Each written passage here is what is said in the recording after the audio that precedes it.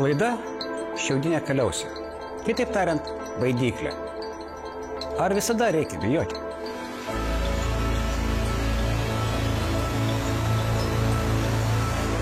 Šiandien pas mus svečiuose atsargos majoras, psichologinių operacijų klinikas Darius Antanaitis. Sveiki, Darius. Labas. Pradėsiu aš taip iš toli. 1605 metais švedai išsilaipino dabartinės Estijos teritorijoje. Chodkevičius buvo ties startu, patėjo trauktis, norėjo ties Cėsiu juos stabdyti, bet švedai juos apėjo ir ėjo link Rygos. 18 km nuo Rygos Chodkevičius nusprendžia priimti lemiamą mūšį, turėdamas 3800 karių prieš 14 000 švedų. Ir tam, kad padidinti savo skaičių, jisai pridaro šiaudinių kaliausių. Kaip dėkoju. Klaidinimas. Atakavo ten, kur norėjo, mūšį laimėjo per 20 minučių. Šiandien mes kalbame apie psichologinį propagandinį triuką pavadinimu šiaudinė kaliausė. Na ir kaip psichologinio operacijų karininko norėčiau paklausti, kas yra šito triuko esmė ir kaip būtų galima nuo jo gintis. Šiaudinė kaliausė, jeigu taip paprastai kalbant, tai yra panašiai, kaip mes sakom, nesiginčyk su idiotu, nes idiotas nuleis tave iki savo lygmens, savo idiotizmų tave nugalės. Savo profesionalumu, jo. Tai tiesiog yra idealus pavyzdys. Kaip tai veikia, pavyzdžiui, aš turiu kažkokią idėją, tarkim, legalizuokim lengvuosius narkotikus. Na, čia vat apie tai. Ir tada kažkoks oponentas sakė, tai jūs dabar planuojate ir heroiną dalinti mokyklose. Ir tu pradėjai ginčytis ne apie tai, ne apie esmę kažkokią, bet būtent apie tą kaliausių karikatūrą iš tavęs padaryti. Ir tu bandai jau ginčytis su to burbulu, kuris prieš tave padarytas. Arba dar vienas pavyzdys, galbūt mažiau vykęs, pavyzdžiui, romoviečiai, tai yra mūsų balto tikėjimas, tai kurie pagal mūsų įstatymą tą visą laiką egzistavo, įrodė ir jau norėjo registruotis, jiems neleido nei Lietuvoje ir taip toliau. Ir po to dienos pabaigoje sako, o jie tiesiog nori pinigus uždirbti. Tai yra keliasdešimt tūkstančių žmonių sako vieną problemą, bet čia sukuriama dirbtinai kitą problemą ir sakoma, kad ne, čia ne dėl to, jie nori tiesiog pinigus turėti. Tai irgi čia tokia šiaudinė kaliausė. Tai yra tokia sudaryti įvaizdį tam, kad nukreipti dėmesį ir ginčytis jau ne apie tą esmę, bet visą apie kitą reikalą. Kitas labai panašus pokštas būtų, vienas sako, reikia uždrausti alaus reklamą. O kitas sako, kodėl jūs norite uždrausti alų? Tai čia šiaudinė kaliausė panašiai gaunasi. Aš manau, kad panašiai, nes tu kalbėjai apie ratus ir apie batus. Nors ir tas žodis panašus, ratai, batai. Tas pats ir žinai, uždraužim reklamą, tai pala, tai kad tu viską nori uždrausti. Na, tai čia irgi toks pritempimas, toks vėlgi nukreipimas dėmesio, kaip ir sakei, dėkojas, o dėkojas tai yra toks kaip dirbtinis kažkoks tai šaltas daiktas, kur radarai pagauna ir galvoja, kad čia yra tikras taikinys. Tai lygiai tas pats, tu tiesiog nukreipi dėmesį į tą problemą, kurios neegzistuoja. Bet realiai, sakykime, tos visos psichologinės operacijos arba manipulacijos yra nutaikytos į nuotaiką, nuomonę, nuostatas ir veiksmą. Tai veiksmas yra galutinis rezultatas - kažką daryti arba kažko nedaryti. Ir sakykime, jeigu jūs darysite, tai bus blogai. Tai čia gali būti šiaudinės kaliausės elementas per bauginimą. Na, psichologinės operacijos arba jų tikslas yra paveikti žmonių nuomonę, nuotaiką, tam, kad galutinai būtų kažkoks tai rezultatas veiksmuose. Kaip pavyzdžiui, tas pats Irakas, kada reikėjo saugiai areštuoti vienus žmonės, kur žinom, kad turbūt reikėtų atakuoti ir valyti tą pastatą, tai ką padarė psichologinių operacijų grupė, tiesiog paleido, kad per garsiakalbį šunų lojimą. Ir tada tie žmonės atsitraukė iš to pastato, galvodami, kad tenai, kurie traukėsi, yra tuščia, o ten jau laukia jų. Tai vat, iš principo tai irgi yra kaip ir šiaudinė kaliausė. Tau sukuria tokią baimę kažkokią, kurios nėra, tada tu į ją reaguoji ir dienos pabaigoje tu ateini pas mus. Supratau. Bauginimas, klaidinimas, problema, kurios nėra. Jūs paminėjot baimę. Aš prisimenu tokį anekdotą apie baidyklę. Baidyklė buvo tokia baisi, kad varnos grąžino netgi pernykštį derlių. Su procentais. Su procentais, nes iš tikrųjų išgąsdino. Labai sunku karštos diskusijos metu neįsivelti į problemos sprendimą, kurią tau primetė. Esu matęs ne vieną kartą, kai žmonės yra priversti teisintis dėl to, ko jie nepasakė. Iš viso nepasakė. Tai ar galima sakyti, aš sakiau ne taip? Čia būtų atsakymas, ar čia būtų toksai pernelyg gynybinė diskusija? Na, šalto proto diskusiją išlaikyti yra velniškai sudėtinga. Ir dažniausiai žmonės pradeda reaguoti. Tai yra kaip action and reaction. Tai tu tampi jau ne aktyvus, bet tu reaktyvus tampi. Todėl, kada tau kažką tai bando užmauti kažkokį vainiką ant galvos, kaliausias, aišku, aš nesu diskusijų gūrų, kažką tai daryti, bet paprastai, kada man bando užmauti, aš stengiuosi pasakyti, ką aš noriu pasakyti, o ne tai, ką iš manęs nori ištraukti. Nes dienos pabaigoje, juk aš kalbu, esmė, ką aš noriu pasakyti. Ir kada žmonės tai bando pereiti, kad tu paskvailistina ar dar kažkas, tai tiesiog atsiriboti, sakyk, kad tu nori pasakyti.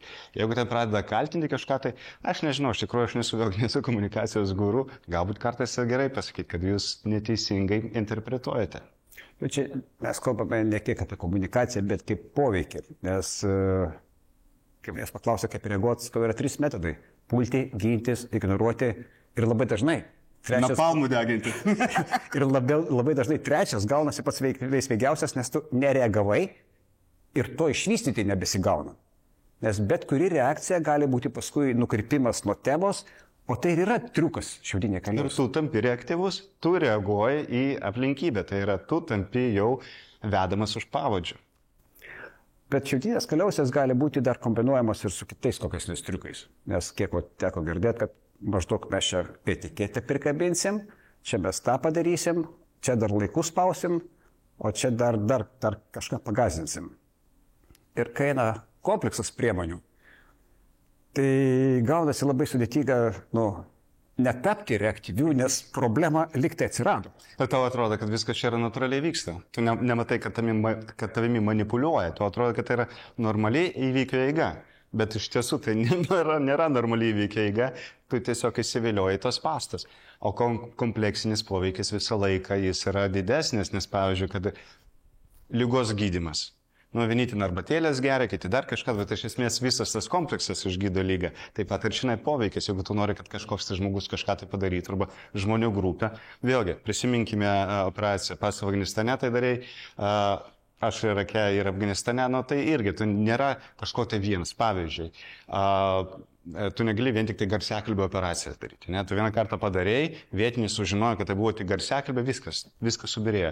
Tada tu turi viską miksuoti. Garsiakalbiai, kinetikai, žvalgyba ir taip toliau. Kada tu kompleksą turi, tada ir yra jungtinė operacija. Iš tikrųjų, karyba labai tobulas dalykas, nes net ar gyvenime yra jungtinė operacija, tai yra kuo daugiau priemonių tam, kad vieną tikslą pasiekti. Ir dėl to terminas informacinis karas yra iš esmės neteisingas, nes tai yra informacinės federacijos karo kontekste.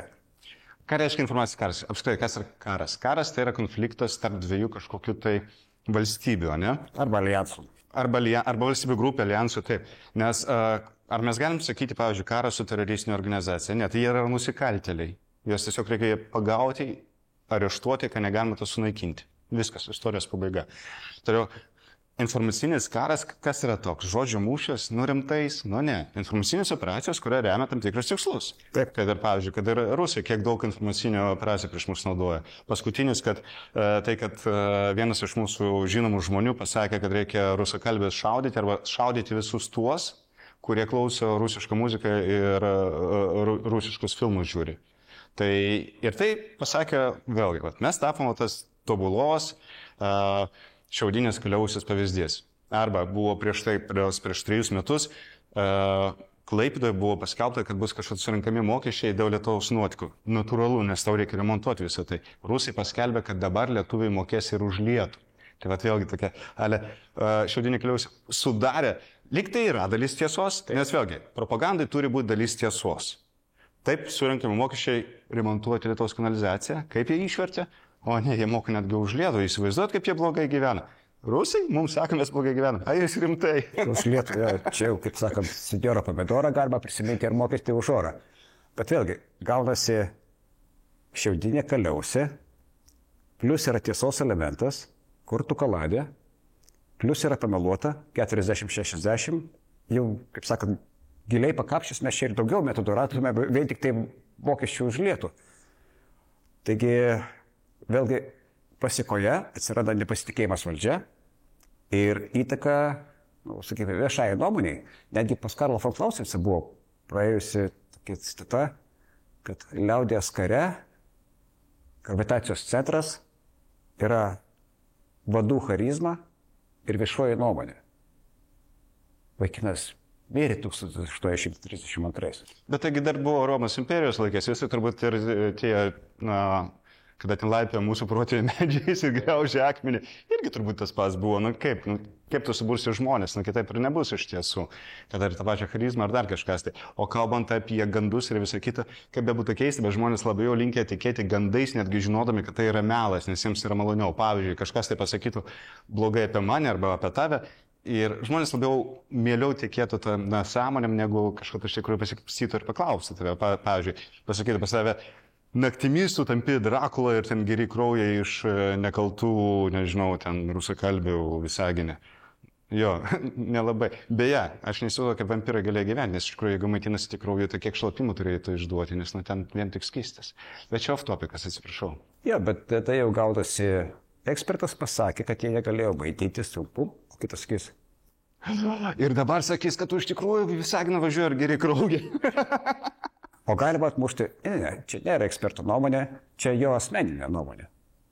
Jisai galvoja, nes jisai pasirinko ekspertą tokį, koks jam palankus. Ir čia yra klausimas, kas yra ekspertas, kas nėra ekspertas. Savokos. Ekspertas, tai yra, jeigu mes pažiūrėsim į žodyną, ekspertas tai yra žmogus, kurio nuomonė atsiklausiama ir kurio klausoma. Tai tokio pažymėjimo kaip ekspertas neturi. Tai iš tikrųjų čia irgi manipuliatyvu. Kai aš protingą žodį moku naudoti. Tai va, tai iš vienos pusės, koksgi jis ekspertas. Ir tas žmogus, nors ir klauso, neturiu aš pažymėjimą ekspertų, nepykit, nebaigiau aš universiteto ekspertų katedros bakalauro. Jo, bet tokios katedros kaip ir nėra, bet yra kitas toks argumentas, kuris galima būtų pasakyti ekspertas, bet iš tikrųjų žymybė. Kai pop žvaigždė staiga tapo ekspertų gynybos klausimais. Yra tokių atvejų. O šiaip Lietuvoje visi ekspertai, kas liečia krepšinį, kovidą ir krašto gynybą, mes dabar visi patys kečiausi. Ypač jeigu žiūri rilsus. Jo. Ir dar jeigu ten muzika kokia nors tokia užvedanti, tai tada net PTSD galima gauti nuo rilsų žiūrėjimo. PTSD? PTSD tai yra postrauminis streso sindromas. Paprastai žmonės, kurie grįžta iš karštų taškų, jiems būna čia kurako biškiai ir jie ten. Tad man teko sutikti žmonių, kurie rilsus per daug prisižiūrėjo, ir ten vos nesušalmų vaikšto aplinkų ir ten jau šagės jau čia. Bet tai, kad žmonės daug kalba, bet tai yra gerai, mes nesam kažkokie tai ten keistuoliai, kur draužim kalbėti, nesam Šiaurės Korėja. Aišku, aš suprantu užknisa, kada žmogus, kuris nieko bendras su to neturys ir staiga sako, kad tu čia nesąmonės kalbi. Apie kokius čia techniką kalbėjau? Nesąmonė, mums reikia stiprios dvasios, mums ir tiek, daugiau festivalių, traliuvalio. Ir kada išeina, pavyzdžiui, profesionalus kryškis. Profesionalų kryškį labai lengva užspardyti. Jis išeina, žiūrėkit, tai, ką iš čia kalba, yra ne visai tai veikima. Karo mokslas daro taip, taip ir taip ir taip. Ir tada kaip jau užspardoma? Tu esi soldafonas. Ja. Tu politikuoji. Ir viskas. Ir nesvarbu, kad jis yra žiauriai geras specialistas, kad jis gyvena, jis kvėpuoja tuo, jis taiga pasako į tokią durnelio vietą. Soldafonas, tu niek nesupranti, tu politikuoji. Tu toks. Tai kalbant apie, kad vienas dalykas, išsakyti savo nuomonę, valio. Bet vadovautis vis dėlto reikia ekspertų nuomonę. Nes, pavyzdžiui, kovido metu, jeigu aš būčiau susirgęs sunkia forma, kovido aš tikrai neklausiau kokį nors elektriko. Kai man gydytis, aš pas gydytų nueičiau. Tai tokiu atveju, tas pats ir su karyba. Hebra, ten žmonės mokėsi, dirba su tą visą kitą. Tiesiog išklausykit juos. Paminėjot soldafoną, čia yra kitas triukas, vadinamas etikečių klijavimas. Etikečių klijavimas, nuomonės formavimas. Svarbiausia pačiam ekspertui, tom nepatikėti. Dariau, ačiū labai. Dėkui už pakvietimą, malonu buvo. Po trumpos pertraukėlės tęsime pasakojimą.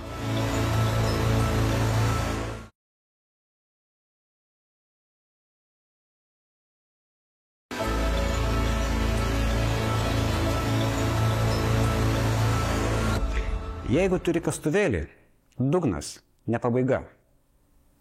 Kartais, argumentuodami, besiginčydami, mes ateiname iki absurdo. Net nesuprasdami, kad mes jau ten.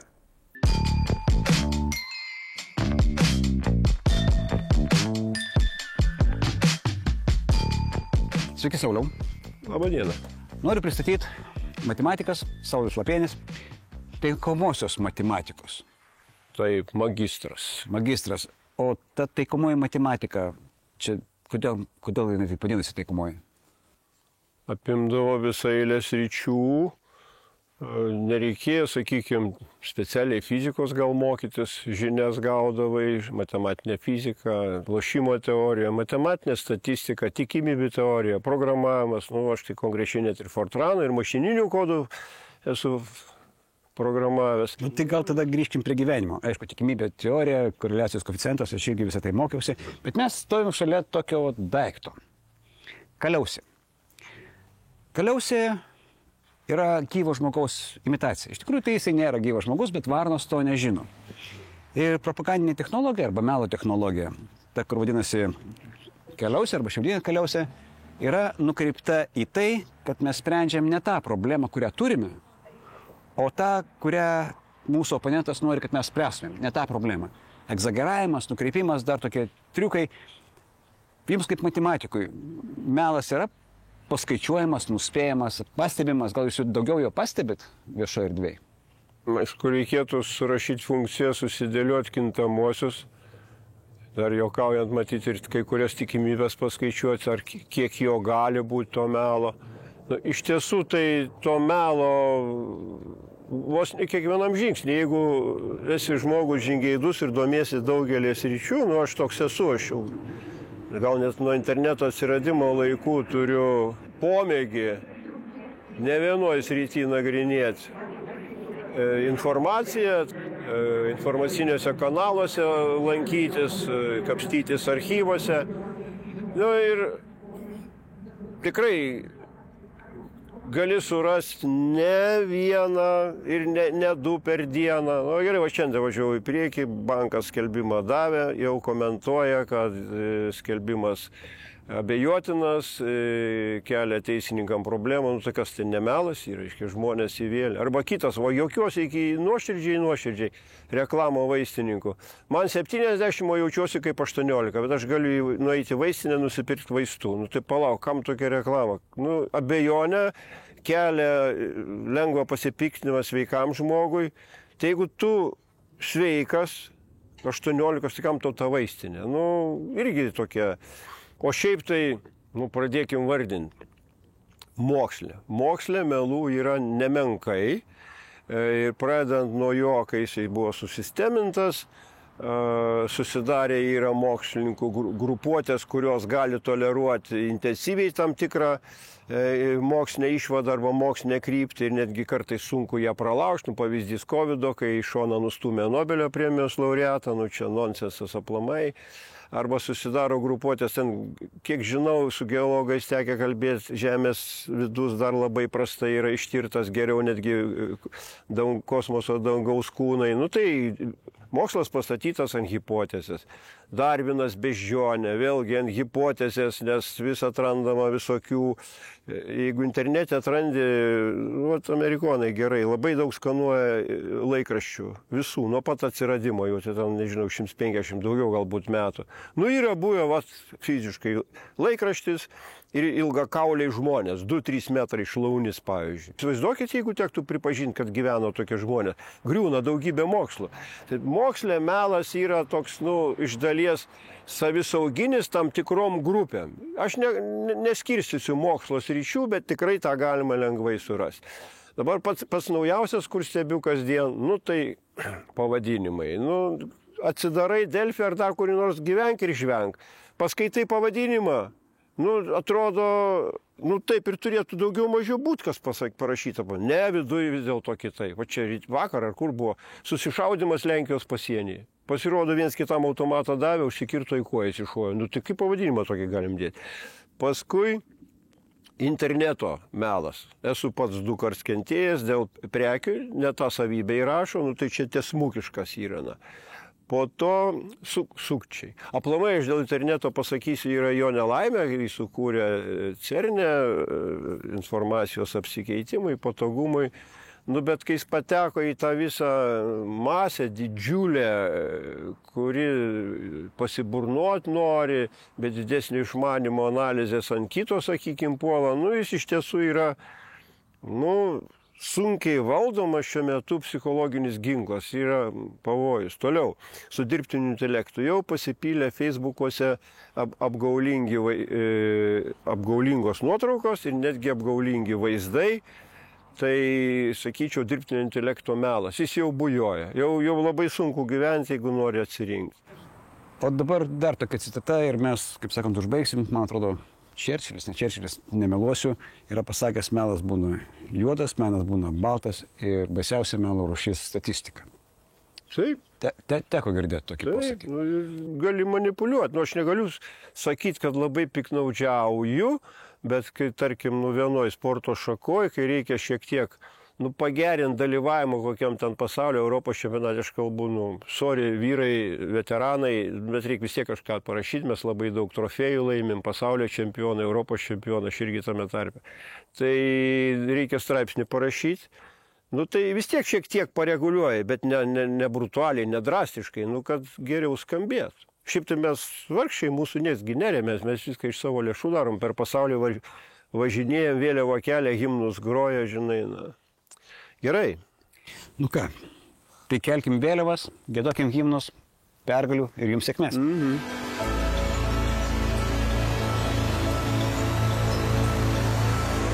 Skraido paukščiai, lesa uogas, du sodo kaimynai šnekasi, sako vienas, ko tu baidyklės nepastatai? Kitas atsako, tai kad aš pats sode visą dieną.